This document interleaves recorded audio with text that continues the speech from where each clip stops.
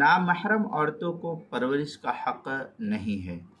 چنانچہ بچے کی ایسی نامحرم رشتہ دار عورتیں یعنی جن سے ان کا نکاح ممنوع نہیں ہے، نکاح ہو سکتا ہے، مثلا پھوپھی زاد، ماموں زاد، خالہ زاد، بھائی بہن، تو اس کی پرورش کا حق نہیں رکھتی ہے۔ چنانچہ اس سلسلے میں فتاوی تاتار خانیہ میں ہے فَأَمَّا بَنَاتُ الْأَمِّ وَالْخَالُ وَالْأَمَّةُ وَالْخَالَةُ فَلَا حَقَّ لَهُنَّ فی الحضانتی۔ یہ فتاوی تاتار خانیہ کتاب الطلاق فصل فی حکم الولد عند افتراق الزوجین، جلد نمبر 5 صفحہ نمبر 276، مسئلہ نمبر 7841، جو زکریہ بک ڈپو دیوبند کا ہندی نسخہ ہے۔